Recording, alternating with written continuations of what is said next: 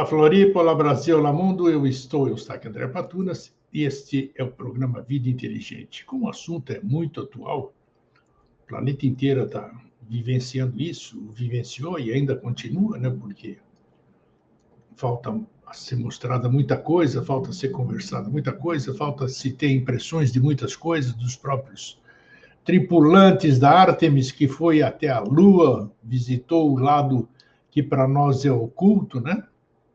Enfim, hoje nós vamos ter um bom papo com uma pessoa adequada para esse papo, que é o professor Paulo Araújo Duarte, professor de geociências, astrônomo e conhece o céu como ninguém. Então tá aí. E aí, Paulo, como é que você está? Tudo bem? Opa, salve, salve! Muito bom recebê-lo novamente aqui no Vida Inteligente. É Um homem sempre que bom.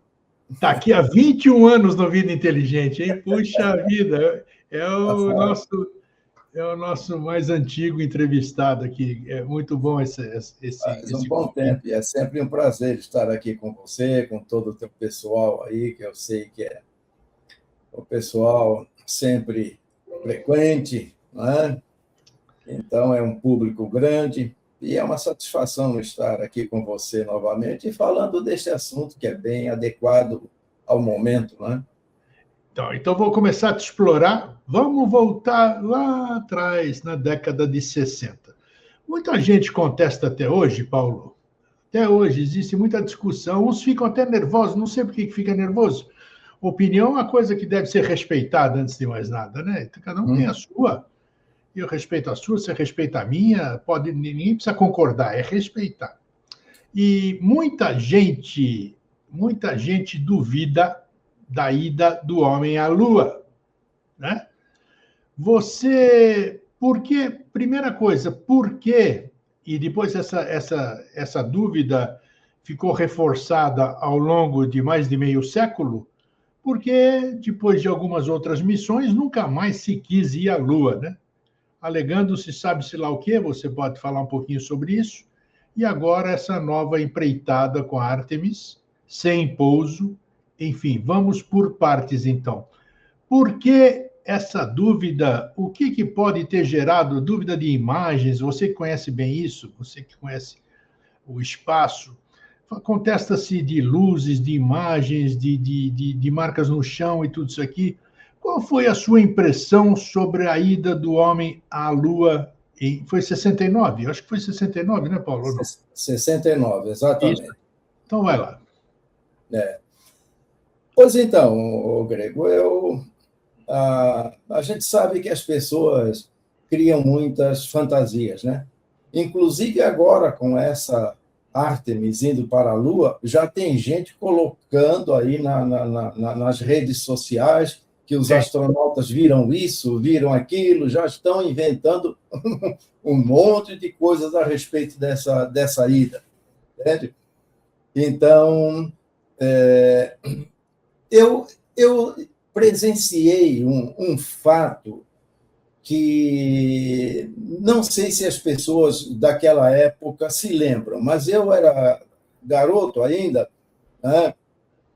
E quando estava vendo pela rede Tupi do Rio de Janeiro, que era a rede forte da época, não é? Ainda em preto e branco, e o locutor da Rede Tupi, naquele momento, ele fazia uma tradução simultânea, quer dizer, ele não tinha tempo de pensar, digamos assim. Ele recebia a informação em inglês e já traduzia para o português. E eu me lembro perfeitamente que ele, de repente, ele disse assim: os astronautas estão dizendo que estão sendo perseguidos por umas naves. E o sinal cortou. O sinal cortou, aí ficou aparecendo, não sei se foi o símbolo da Rede Tupi ou foi o símbolo da NASA. Ficou aí uns poucos minutos com o sinal cortado e depois, então, voltou tudo normal, fazendo a tradução normal e não se falou sobre isso. Ora, eu acho que a NASA não iria inventar esse fato. né? De que os astronautas estavam falando que estavam sendo perseguidos por naves, não sei o que. Então, eu acho que isso aí é um fato que me coloca na posição de acreditar que realmente houve, sim. Eu acho que a NASA não iria inventar uma história dessa. Antes seria muita imaginação, né? Então, eu acredito que os astronautas foram, sim, para a Lua. Agora existem o fato de não terem dado continuidade a partir da Apolo 17, porque foi a Apolo 11, a primeira em 69, não é? Quando eles pousaram lá. Depois, então, foi a Apolo 12. A 13 foi aquela que deu problema e eles tiveram que retornar, né?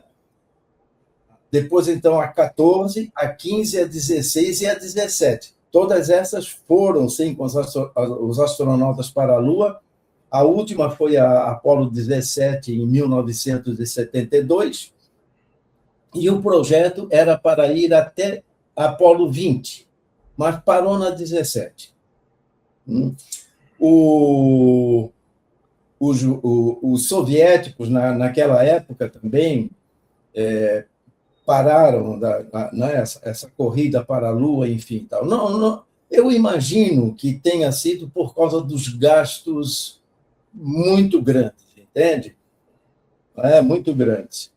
Eu me lembro até que na época da Apolo 11, pousando na Lua, os soviéticos se vangloriaram de uma coisa.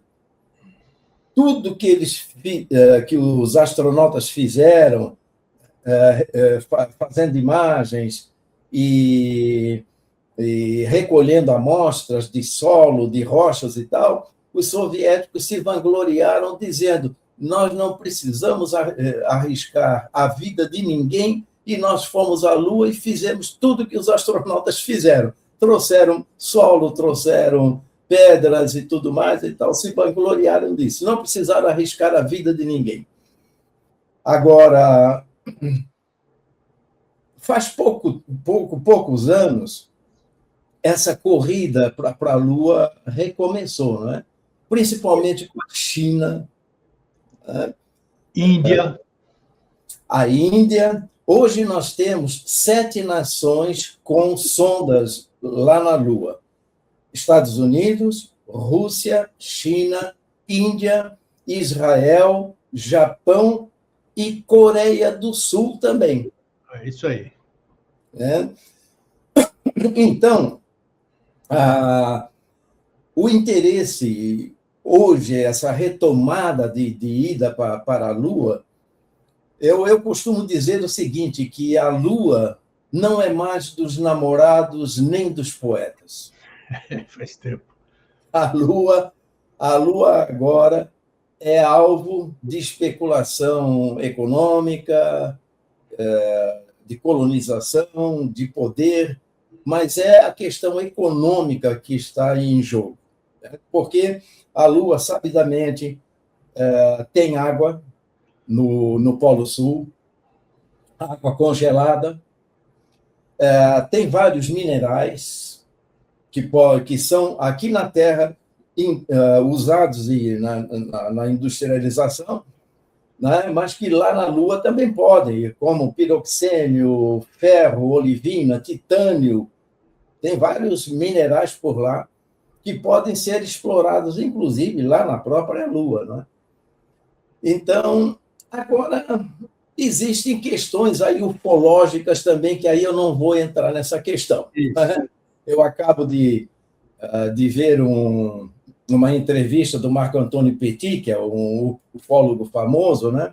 E o Petit fala que os russos e os americanos não foram mais para a Lua em razão de questões ufológicas aí, mas eu deixo para quem quiser, gosta desse assunto, pesquisar, né? Por causa da presença de seres por lá pela Lua, mas é uma questão que aqui na nossa conversa não vale a pena a gente entrar neste assunto. Paulo, eu queria fazer uma parte. Você acabou de falar sobre a questão dos minerais na Lua e todas essas coisas, né?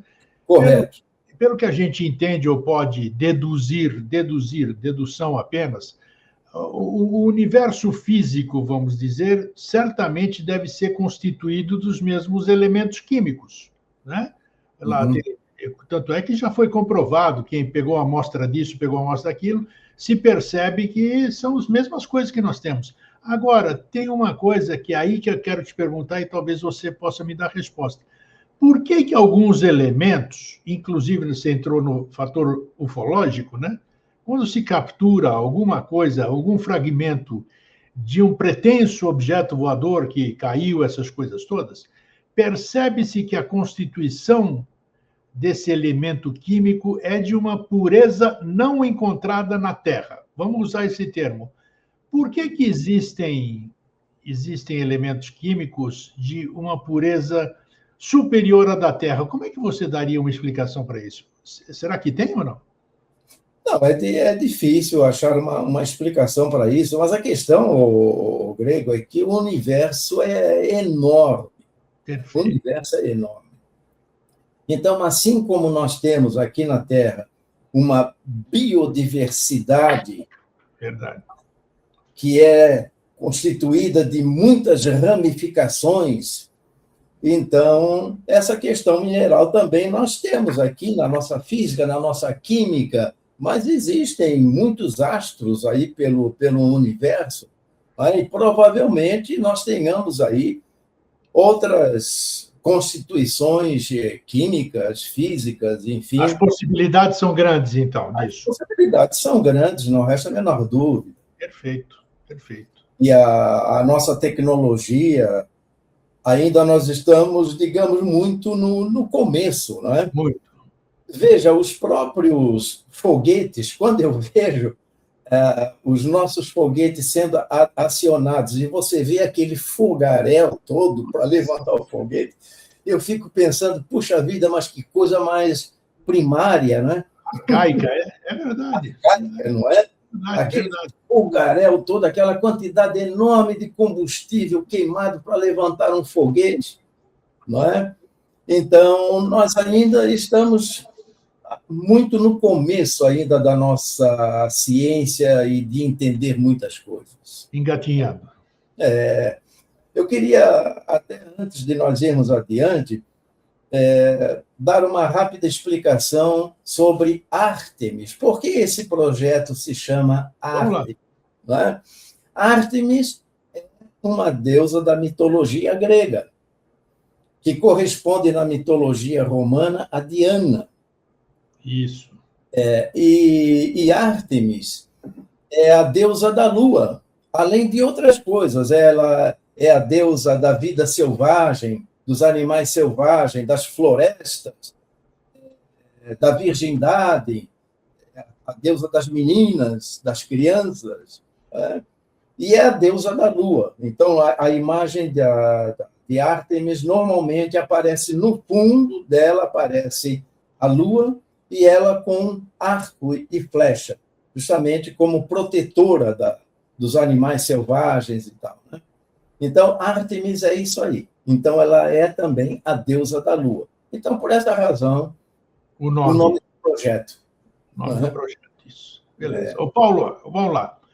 É, por que, que a Lua, relativamente, por causa disso que você acabou de explicar, que nós temos uma tecnologia primária ainda, está engatinhando, por que, que o homem tem tanto interesse em chegar na Lua? Primeiro, tudo bem, para explorar, e daí? Vai explorar e vai fazer o quê com o material de lá? Você não vai pegar caminhão da Lua e trazer para cá. As distâncias são fantásticas, questão de carga, e teria que ter um volume gigantesco para compensar essas idas e voltas. E segundo, fala-se muito, eu não consigo ver, na minha ignorância, como colonizar um lugar que não tem os recursos necessários para a nossa sobrevivência. A gente sabe muito bem, isso a ciência prova com a maior facilidade, de que o ser humano foi adequado para viver na Terra, sob nossa atmosfera, sobre essa gravidade, sobre um monte de coisas que são inerentes a esse planeta. Qualquer outro lugar é totalmente diferente da Terra. Consequentemente, é, a meu ver, impossível que eu, você ou qualquer outro ser humano possa estar vivendo num satélite, num outro planeta. Qual o motivo, Paulo? Não é utópico a colonização da Lua? Como é que é, no seu ponto de vista, isso? Veja, esse projeto Artemis dos Estados Unidos, o próximo passo deve ser, daqui a 2 ou 3 anos, a Artemis 3, para colocar astronautas lá, em loco, na Lua, pousando lá, no Polo Sul, na região do Polo Sul. Porque o Polo Sul tem água. Se tem água, a água representa a vida. Quem sabe algum fóssil por lá, mas não é isso. É a exploração da água que está congelada. E a água, você pode separar nitrogênio, oxigênio, não é? Então, outra coisa também, a índole humana é a da conquista. Esse ser que a gente acha que é tão especial não é nada especial. O ser humano é mais uma espécie animal na face do planeta. Nós somos animais como outros, inclusive muito parecido com os chimpanzés, que tem 98% do nosso DNA, não é? E o comportamento dos chimpanzés é muito parecido com o nosso, na organização social, guerras, conquista de território, etc, etc. Então, a índole humana é essa. Nós começamos primeiro por terra, conquistando o território dos outros. Depois, então, passamos para o mar. As chamadas viagens de navegação, de invasão de territórios, como foi o caso do Brasil, África, etc. Então, depois pelo mar. Agora pelo ar. Então, a índole humana é essa, é a da conquista, é de colonizar o outro, é de chegar longe. E a Lua sempre foi um convite, não é? Sempre esteve ali no céu convidando os humanos. Inicialmente, era para o romance, era um convite para o romance. Agora, hoje, não. É um convite para ser explorada. Então, a índole humana é a da conquista, é assim. Né? Sempre foi assim. Então, ir para o espaço é um sonho da humanidade. Agora, eu confesso, quando eu dava as minhas aulas de astronomia lá na UFSC, eu já fui mais entusiasta com essa corrida espacial. Hoje, eu sou contra. Porque nós temos tantos problemas para resolver aqui. Com certeza.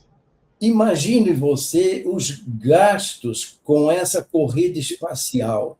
Eu vou lhe dizer uma coisa aí que talvez você fique espantado até. Essa Artemis 2, ela teve um banheiro totalmente adaptado para novas condições, inclusive para ser usado tanto masculino como feminino, várias adaptações. Entende que antes os astronautas colocavam os dejetos em sacos e jogavam para o espaço, e agora ele tem uma reciclagem, alguma coisa assim, entende?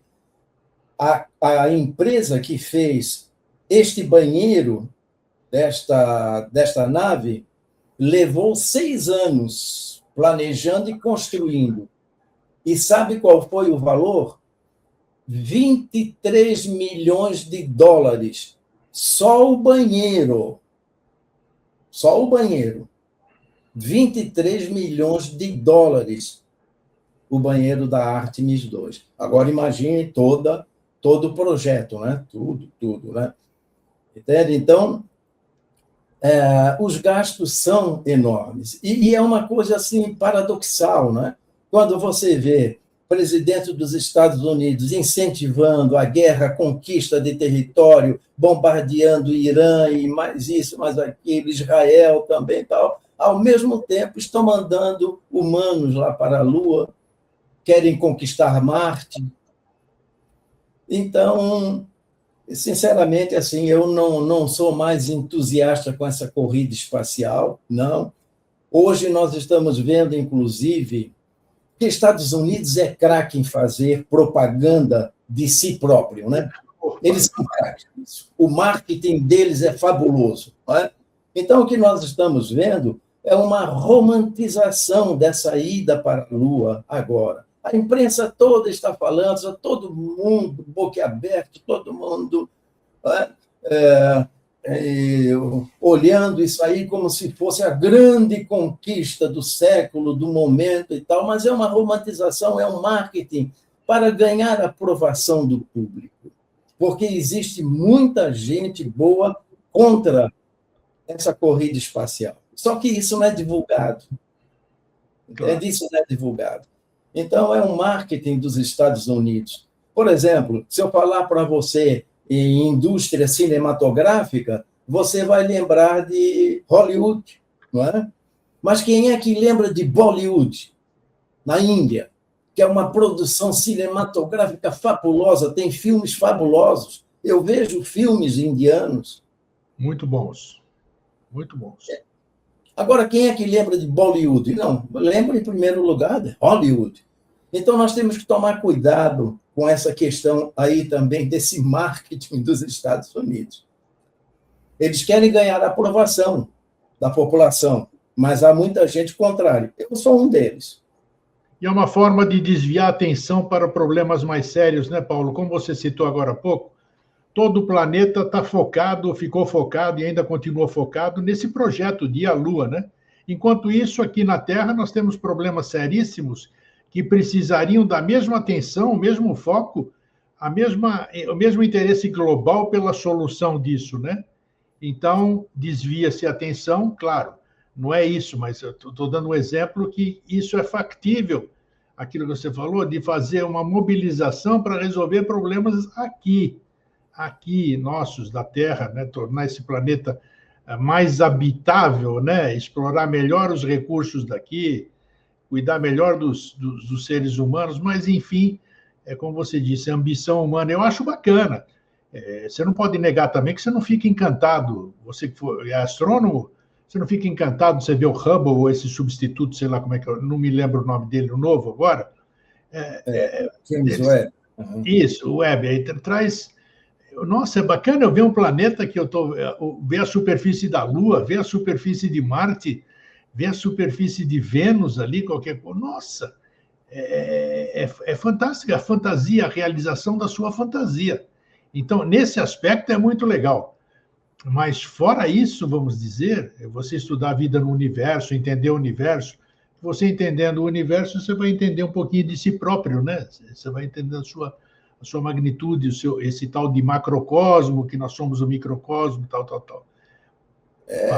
É uma coisa importante, interessante, é que é mais fácil você se encantar com aquilo que é externo do que aquilo que é interno.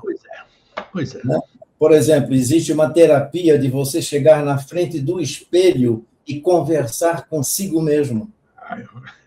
Dizer, cara, eu te amo, cara. É boa, esse é bom, esse é bom. Você, sabe, eu faço isso. Eu também faço. Muita gente faz. Mas é difícil. É difícil a pessoa se enfrentar, olhar para o seu interior. Agora é mais fácil você admirar o externo. É muito mais fácil. Admirar o outro, ter mitos, ter símbolos, não é? Enfim, ídolos. É muito mais fácil. Agora, seria bom olhar aqui para dentro primeiro, antes de a gente querer ir lá para cima. Não é? Mas, enfim, e você sabe, Grego, que hoje nós já temos em torno de 70 países interessados na Lua, não é?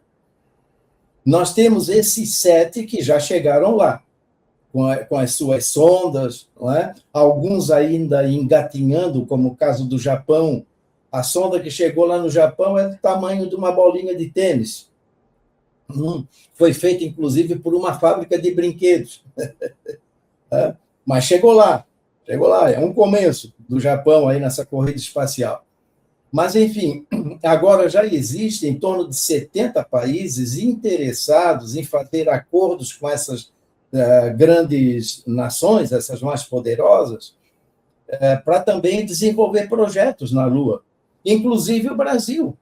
O Brasil tem um projeto com a NASA de fazer um satélite orbital na Lua para estudos climáticos, e a Embrapa, aqui do Brasil, que é a empresa brasileira de agropecuária, né, já tem um acordo com a NASA de desenvolver um trabalho de germinação de sementes na Lua. Então, o Brasil também já está nessa corrida espacial. E já temos em torno de 70 países interessados em acordos, fazendo acordos com essas grandes nações aí para desenvolver projetos na Lua. Então, a Lua já não é, como eu disse, não é mais dos namorados nem dos poetas, não. Agora é motivo de especulação econômica, de poder também, porque quem chegar na Lua, quem dominar os minérios que tem na Lua, não é? Se radicar lá, explorar a água que tem na Lua, começa na frente.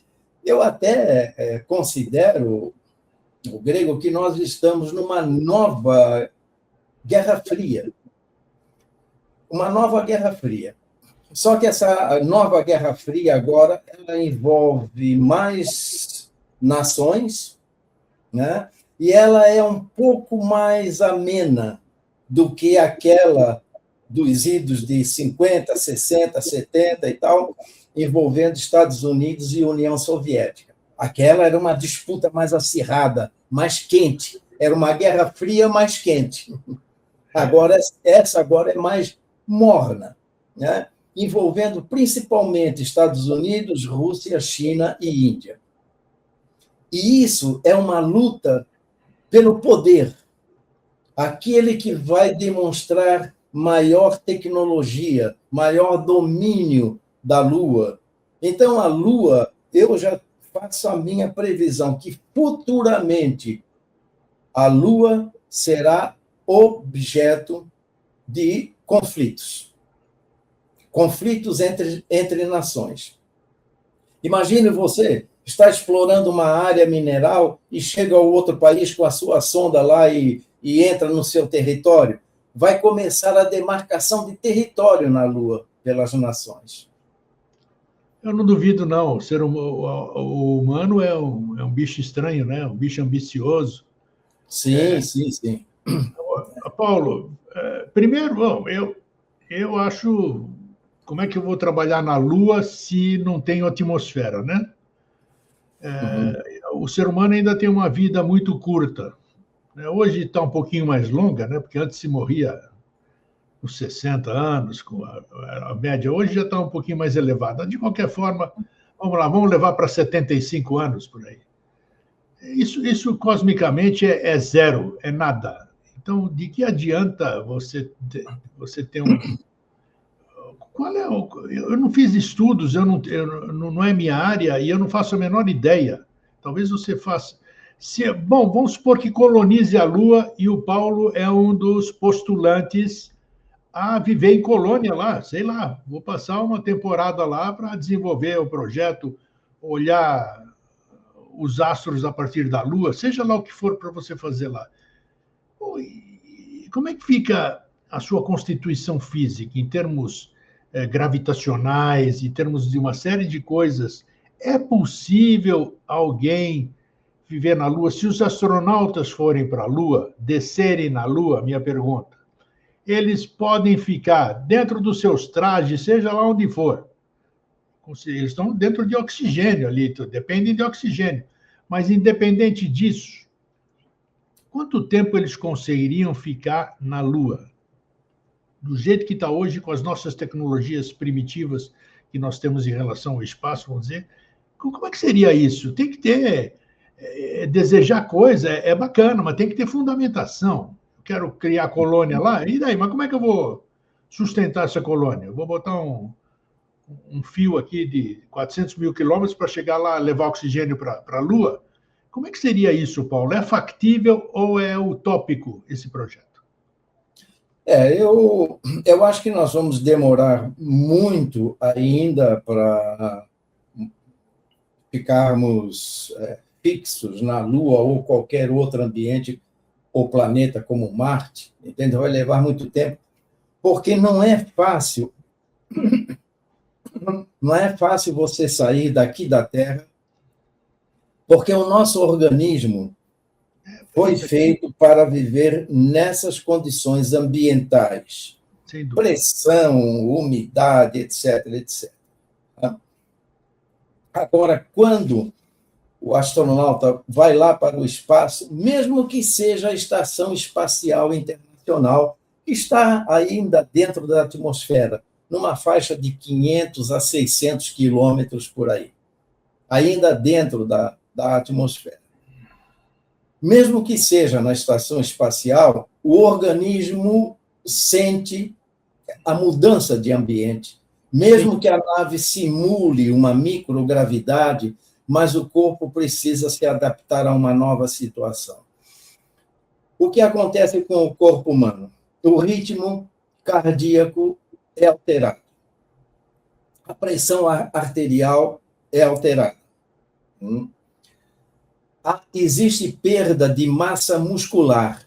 Sim.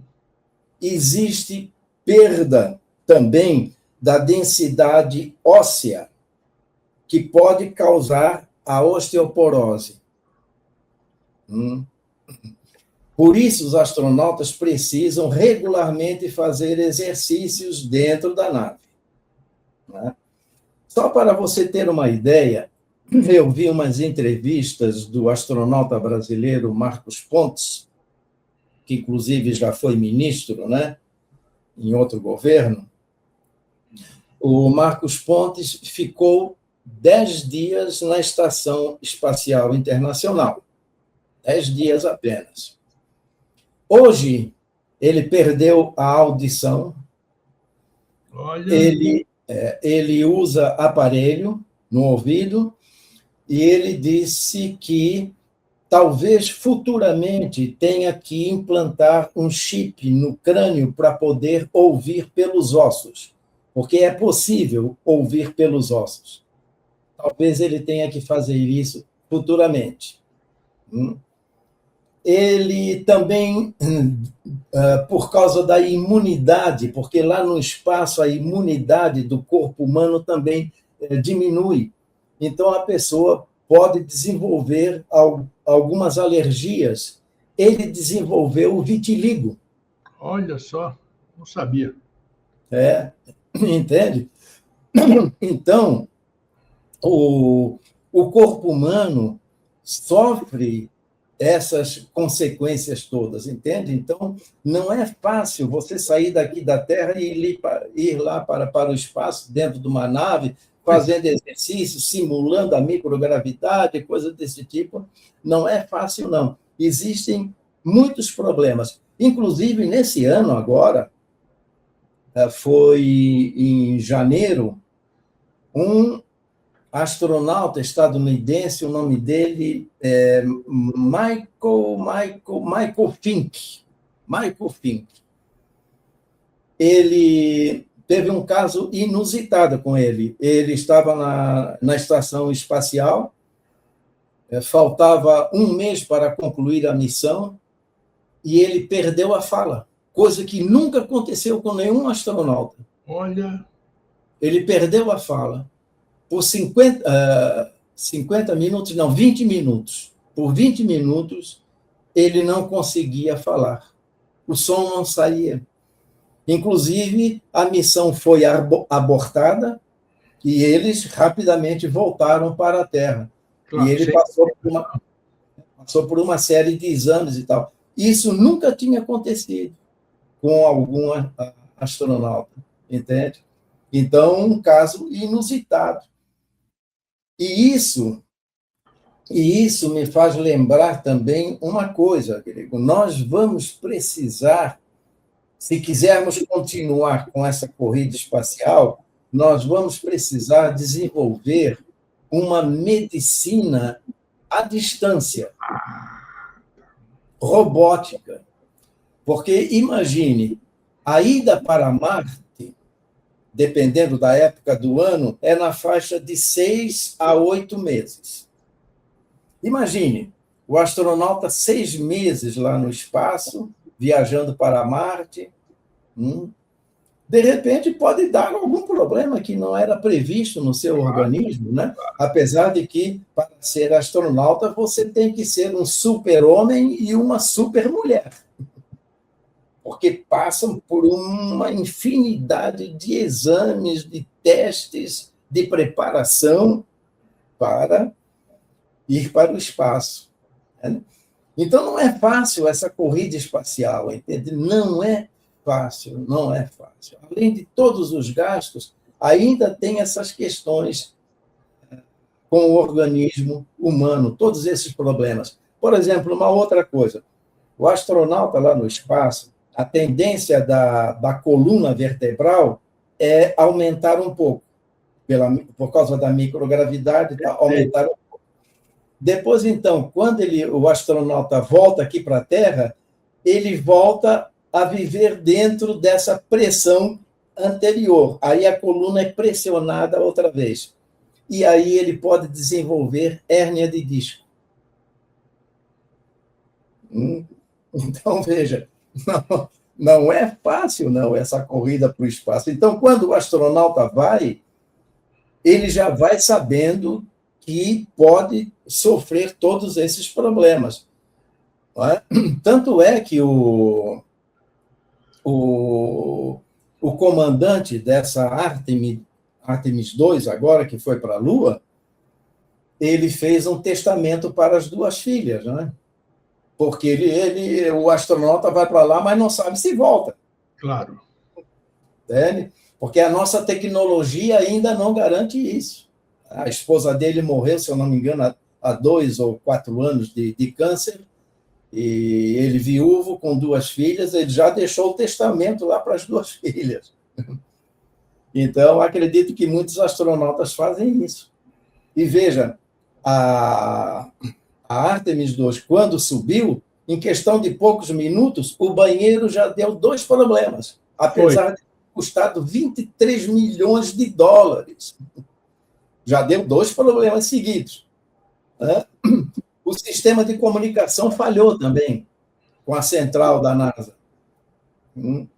Depois, então, o sistema voltou a funcionar e tal. Então, nós não estamos livres não de problemas sérios aí com a saúde dos astronautas e com os equipamentos. A nossa tecnologia ainda não garante uma viagem segura. Entendeu? Ô, Paulo, eu acho que...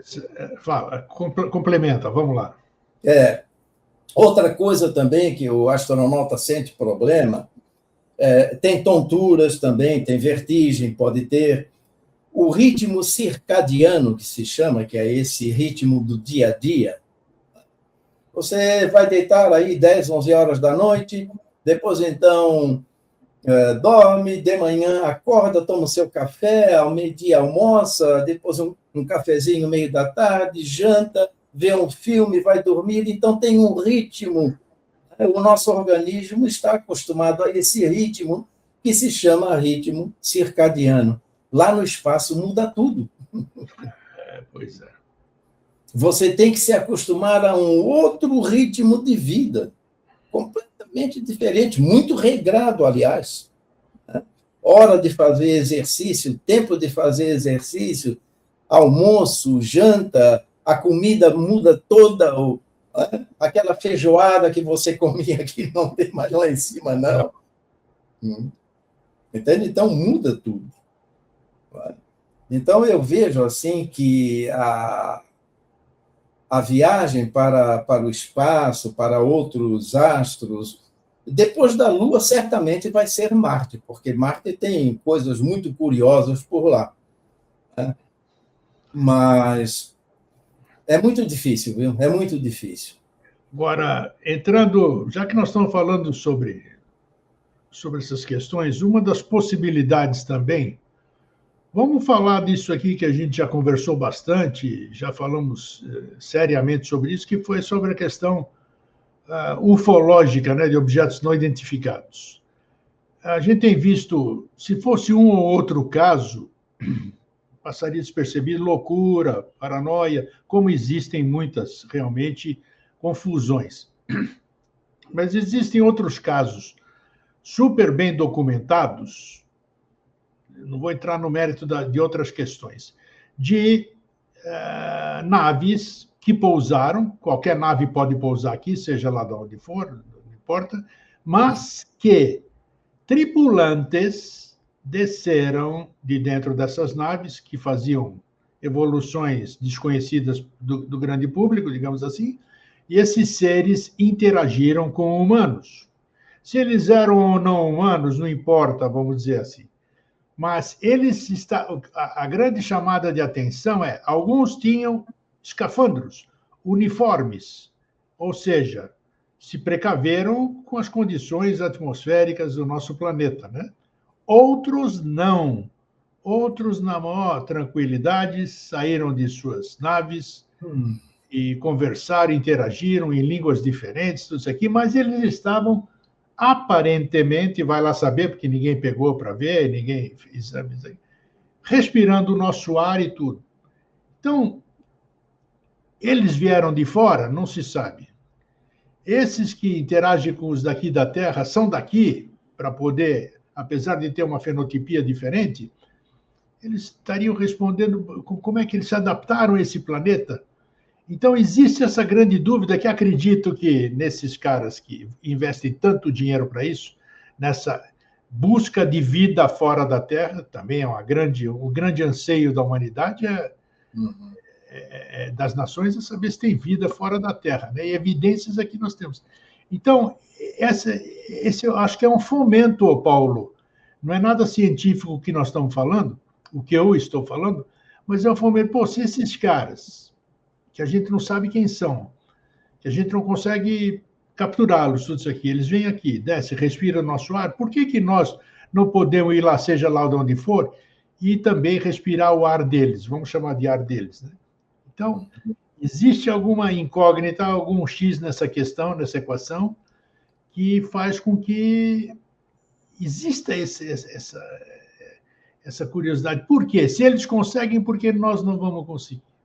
Eu não sei qual é o seu ponto de vista nisso, mas eu queria saber como é que nós podemos colonizar algum lugar considerando a atmosfera. Nós precisamos, na nossa constituição física, do jeito que nós estamos, precisamos ter uma atmosfera adequada, pelo menos respiratória, Paulo. O resto, sei lá, né, essa questão ortomolecular, molecular, óssea, tudo isso aqui é outra questão. Mas em questão de atmosfera, você consegue elucubrar alguma coisa, imaginar? Você já pensou nisso? Sei lá. É porque não dá de separar a atmosfera do restante, não é? Porque, veja, tem a questão da pressão também, a pressão atmosférica, não é? Isso, eu sei. Se for um planeta do tamanho da Terra, com essas constituições aqui, a gravidade, a atmosfera e tal, for semelhante ao nosso, de repente até pode ser. Agora, o caso de Marte, por exemplo, Marte é menor bem menor que a Terra, né? Não tem a atmosfera.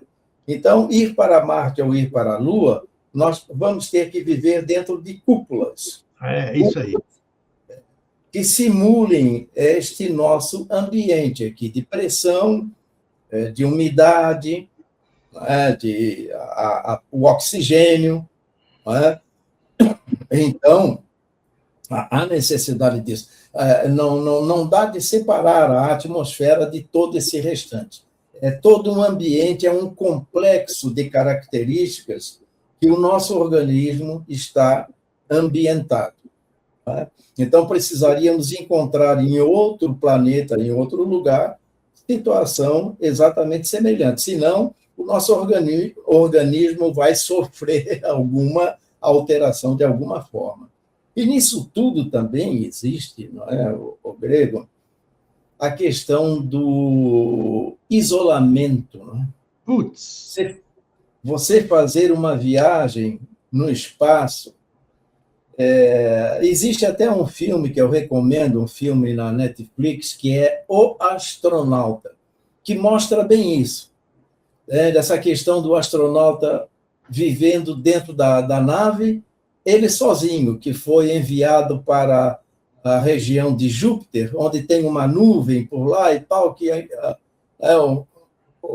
está causando assim um certo rumor, e ele foi para lá para pesquisar essa nuvem e tal.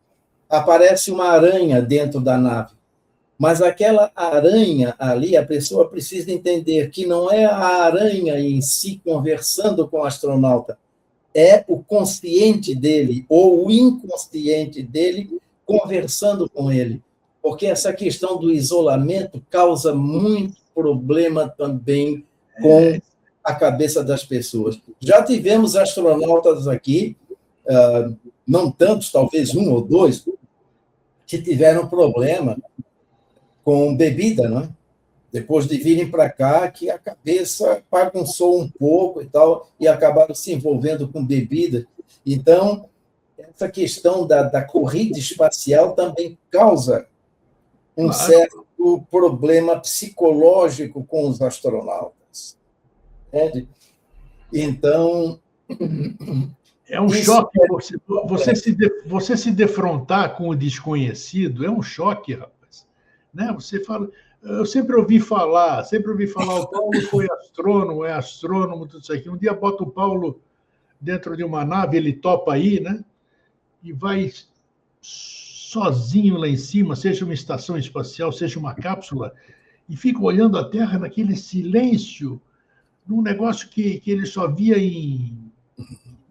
academicamente, tudo isso aqui. Eu acho que o cara precisa estar muito bem preparado psicologicamente, ô Paulo. Isso é difícil preparar alguém, porque você não sabe a reação do ser humano.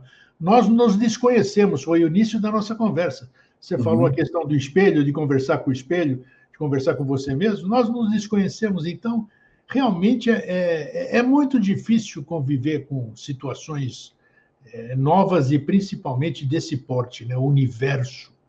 Não tem dúvida. Então, aí é complexo. Ô, Grego, eu não queria deixar passar uma coisa importante na nossa conversa. Vai lá, toca.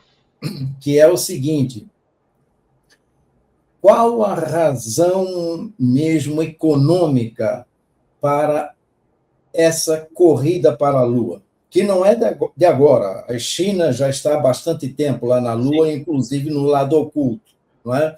Mas Estados Unidos agora, né, houve esse retorno para a Lua, tal, então a questão da Lua agora é econômica. E o que é que tem na Lua de tão importante, além da água, lá no Polo Sul, não é? Além da água? A Lua tem um gás que é hélio 3. O hélio 3 é formado a partir da radiação do Sol, basicamente o ultravioleta. Só que aqui na Terra, o ultravioleta, infravermelho, tá, essa radiação solar, ela é filtrada pela atmosfera. O que chega aqui embaixo, então, já é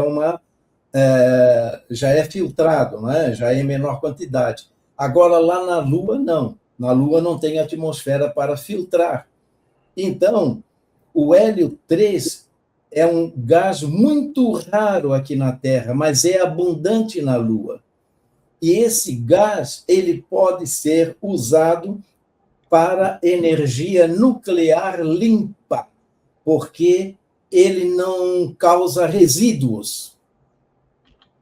Entendeu? Ele não causa resíduos. Então, é um dos grandes motivos de impulsionar essa essa corrida para a Lua é a existência em abundância do hélio 3. Não que ele vá ser trazido aqui para a Terra, mas explorado lá mesmo na Lua. Ou, quem sabe, alguma maneira de trazer aqui para a Terra e usar aqui, não é? Na energia nuclear limpa, não causa resíduos. É interessante esse aspecto. Interessante. Não, então, eu acho que um dos grandes motivos é a existência do hélio 3. Mas tem também a existência de uns minerais que receberam o apelido de terras raras. É um conjunto de 17 elementos da tabela periódica, mas são nomes muito complicados, que eu nem vou, eu acho que eu anotei por aqui, mas nem vou falar porque é muito complicado. Eu acabo me atrapalhando aqui. Então, esses 17 elementos, eles formam um grupo, entende? Uma tribo, diferentemente dos outros elementos da tabela periódica, que são isolados, são sozinhos. E esses aqui não, eles ocorrem em grupo. Né? Então, eles receberam o apelido de terras raras. Aí, para facilitar as coisas, são as terras raras. Tá? Que, aliás, a China, aqui na Terra, é a grande exploradora, produtora. O Brasil é a segunda reserva mundial de terras raras, que se concentra basicamente em Minas Gerais, Goiás e São Paulo. Agora, em que elas são usadas? Primeiro, esses minerais eles precisam ser separados, entende? Porque eles ocorrem em grupo. Então, esse processamento aí é um processamento um tanto demorado, caro, entende? Mas a China é a grande produtora das terras raras.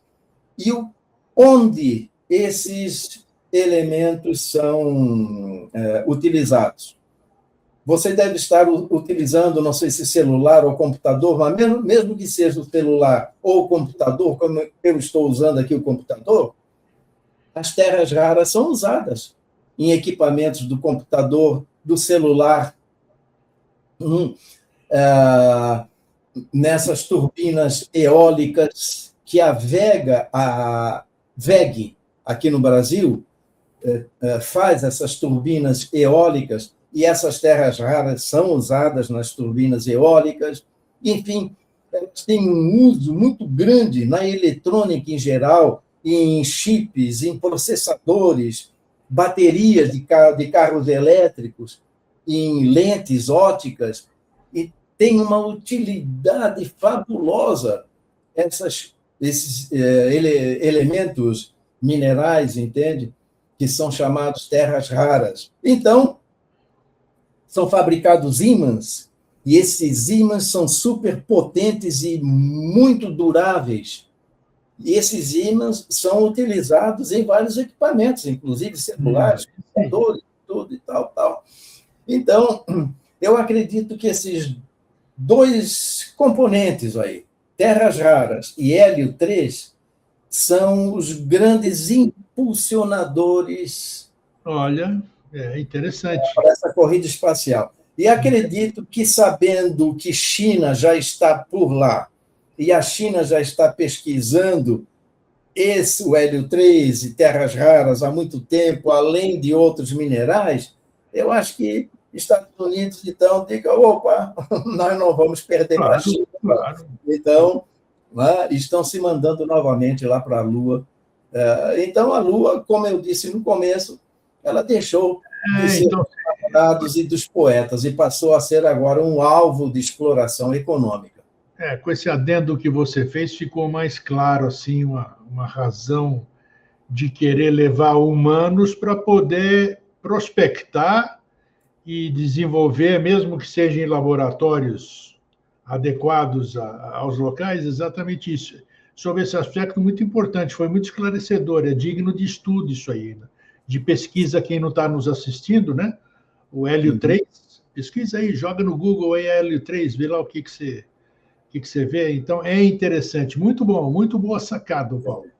E outra coisa também, eu me lembro que quando eu comecei a dar as minhas primeiras aulas, já no primeiro ano da faculdade, né, eu tinha um livro, era um livro de geografia, que na parte da astronomia dizia o seguinte, eu ainda tenho este livro,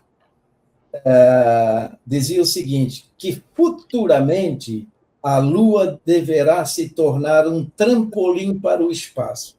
Opa! E hoje, depois de 60 anos aí de eu ter começado com as minhas primeiras aulas, já se pensa assim, existe um projeto assim, de fazer da Lua um trampolim para o espaço, porque a Lua tem 1/6 da gravidade da Terra. Por exemplo, uma pessoa de 60 quilos, lá na Lua vai pesar 10 quilos. Então, é muito mais fácil você levantar um foguete lá da Lua para o espaço, para Marte, por exemplo, gastar muito menos combustível do que aqui na Terra. Então, já existe o projeto da Lua ser transformada assim em trampolim para o espaço. Agora, você me fez rir agora, porque se você está tendo dificuldade no seu emagrecimento, vá para a Lua. Você vai pesar bem menos, sem ter dieta nenhuma, você vai lá estar flutuando. Paulo, muito legal, muito legal. Não tem dúvida. Você tem algum complemento aí para a gente encerrar? Bom, algum complemento? Eu tinha até escrito aqui um texto final, assim, uns dados finais Vamos lá. Para dizer. Então, vamos ver, para encerrar aí a nossa conversa. Quer dizer, a Lua, ela sempre foi um convite permanente.